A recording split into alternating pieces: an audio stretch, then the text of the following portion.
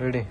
আসসালামু আলাইকুম রহমতুল্লাহ বরকত। সম্মানিত দেশবাসী, আপনারা জানেন যে সারা পৃথিবী জুড়ে ক্যান্সার, কিডনি, থ্যালাসেমিয়া, এইডস রোগ 4টিকে মরণ বিধি বলা হয় এবং চিকিৎসা তো প্রতি মাসে কয়েক লক্ষ টাকা প্রয়োজন হয়, এমনকি একসাথে 50 লাখ, 70 লাখ, 90 লাখ টাকাও চিকিৎসার প্রয়োজন হয়। একদিকে ডাক্তাররা বলেন তাদের কোনো চিকিৎসা নাই, সাময়িক চিকিৎসা চলে, একসময় রোগী মারা যায় এবং পরিবারটা অর্থনৈতিকভাবে ধ্বংস হয়ে যায়। এমনই মরণ বিধি থেকে আমাদের একজন রোগী যিনি সুন্দরভাবে সুস্থ হয়েছেন। আপনারা যদি ক্যান্সার গবেষক অধ্যক্ষ ডাক্তার এস.এম. সারওয়ার আমার নাম সার্চ করেন ইউটিউব, ফেসবুক, গুগল, টিকটকে, আপনারা 5,500-এর ঊর্ধ্বে ক্যান্সার রোগী সাক্ষাৎকার পাবেন যারা সুন্দরভাবে সুস্থ হয়েছেন এবং আজীবন ভালো আছেন।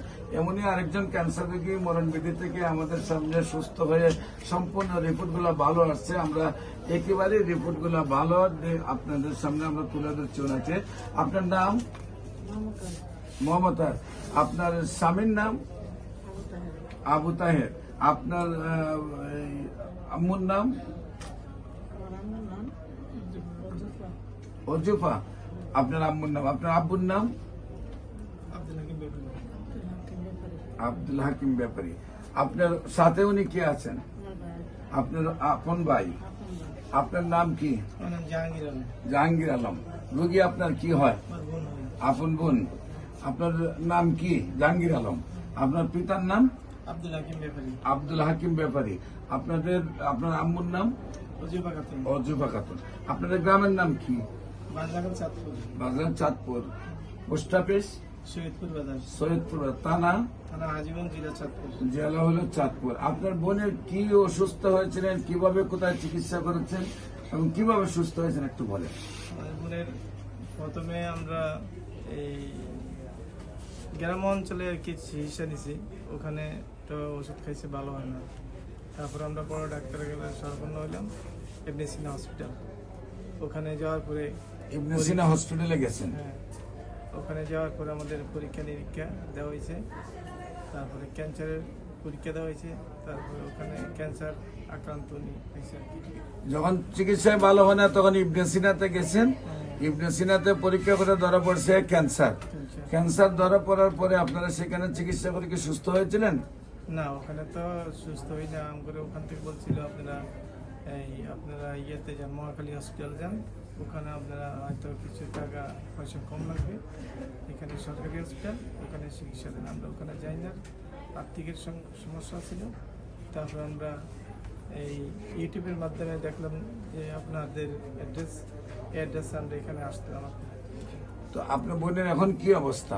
এখন যে আমরা রিপোর্টগুলি করছি, রিপোর্টে মোটামুটি আমাদের ইনশাল্লাহ কিছু সবগুলি রিপোর্টগুলি ভালো আছে, সম্পূর্ণরূপে এখন রিপোর্ট ভালো আছে। ভালো আছে। আপনার বোন এখন শারীরিকভাবে কি সুস্থ আছে? শারীরিকভাবে ইনশাল্লাহ সুস্থ আছে। আপনি সুস্থ আছেন শারীরিকভাবে? আপনার রিপোর্টও ভালো আসছে? আচ্ছা, রিপোর্টের প্রত্যেকটা রিপোর্ট একবারে সম্পূর্ণ ক্যান্সার মুক্ত থাকলে যে রিপোর্টগুলো আসার দরকার সেই রিপোর্টগুলোই আসছে। হ্যাঁ, তো বিশেষ করে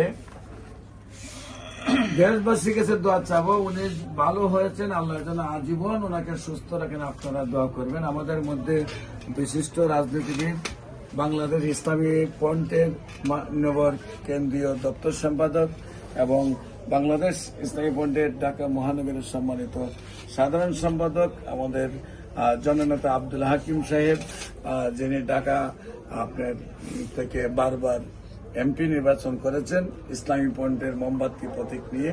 আমরা যে আজকে যে রোগীর সাক্ষাৎকারটা আপনার দেখলেন, এই ব্যাপারে আপনার অভিমত প্রকাশ করার জন্য আমরা অনুরোধ জানাচ্ছি। আলহামদুলিল্লাহ, শুকরিল্লাহ, ওয়াসসালাতু ওয়াসসালামু আলা রাসূলিল্লাহ। আসলে আমি খুব ভালো লাগছে আমার যে একজন পেশেন্ট যিনি ক্যান্সার, আমাদের বাংলাদেশে আসলে অ্যালোপ্যাথিক যে চিকিৎসাগুলো আছে সেই চিকিৎসায় ভালো হওয়ার সম্ভাবনা 1 থেকে 2%। তো আমাদের ডক্টর এস.এম. সরওয়ার সাহেব যে চিকিৎসাগুলো করে যাচ্ছেন এখানে অনেকটা শতভাগই বলা চলে মানুষ সুস্থ হচ্ছে। যেখানে মানুষ ব্যর্থ হচ্ছে চিকিৎসা করে, ক্যান্সার চিকিৎসা করে যেখানে ব্যর্থ হচ্ছে, মানুষ অসহায় হয়ে যাচ্ছে, তাদের সম্পদ এবং শারীরিকভাবে বিপর্যস্ত হচ্ছে, সেইখানে অল্প টাকায় আমাদের ডক্টর এস.এম. সরওয়ার ভাই যে মানুষের চিকিৎসা করে যাচ্ছেন। তা আপনারা তো দেখলেন, আমিও শুনলাম, আপনারাও শুনলেন যে আমার বোন এবং ওনার ভাই যে সবার সামনে উনি সাক্ষ্য দিয়েছেন এবং দৃশ্যমান বক্তব্য রেখেছেন যে ওনারা পরিপূর্ণ সুস্থ হয়েছেন এবং এই যে সমস্ত টেস্টগুলো এখানে এসেছে সেখানে কিন্তু পরিপূর্ণতা আমরা দেখতে পাচ্ছি, উনি পরিপূর্ণ সুস্থ হয়েছেন। আমরা দোয়া করি সবার জন্য, যে সমস্ত রোগীরা এখানে চিকিৎসা নিতে আসবেন এবং আসছেন, যারা ভালো হয়েছেন সবার জন্য দোয়া করবে এবং বিশেষ করে আমাদের ক্যান্সার গবেষক ডক্টর সরোজ সাহেবের জন্য আমরা দোয়া করবো। উনি যেভাবে সেবা দিয়ে যাচ্ছেন সেই সেবা যেন সর্বক্ষণ সর্বসময় অব্যাহত রাখে এবং অসহায় মানুষ যারা ক্যান্সার আক্রান্ত, ওনারা যাতে ওনার চিকিৎসা, ওনার সুচিকিৎসায় ভালো হতে পারে সেই প্রত্যাশা রাখছি। আসসালামু আলাইকুম রহমতুল্লাহ। সম্মানিত দেশবাসী, বিশেষ করে ক্যান্সার গবেষক doctor S M Sarwar YouTube, Facebook, Google, টিকটকে আপনারা সার্চ করলেই 5,500 ঊর্ধ্বে ক্যান্সার রোগীর সাক্ষাৎকার পাবেন যারা সুন্দরভাবে সুস্থ হয়েছে। আপনারা বিশ্বের কোন ডাক্তারের 50টা ক্যান্সার রোগী সুস্থ হয়েছে আপনার কোন প্রমাণ আপনারা কোথাও পাবেন না, যেহেতু এটাকে মরণ বিধি বলা হয়। আল্লাহ রসের সহমতে আমরা গণস্বাস্থ্য হোমিওতে MBBS doctor, DSMS doctor, BSMS doctor সহ আমরা একটি ডাক্তার জোন আছে, এখানে কাজ করছি। আল্লাহ রসের সহমতে সবগুলা ক্যান্সার রোগী সুন্দরভাবে সুস্থ হচ্ছে। আপনারা যারা মনে করেন ক্যান্সার ভালো হয় না, আপনাদেরকে আমাদের সহযোগিতা হিসাবে কাছে চাই। আসুন আমরা সবাই মিলে যদি বলি ক্যান্সার সম্পূর্ণরূপে সুস্থ হয়, তার বাংলাদেশ থেকে আমরা সারা বিশ্বটাকে ক্যান্সার মুক্ত করব।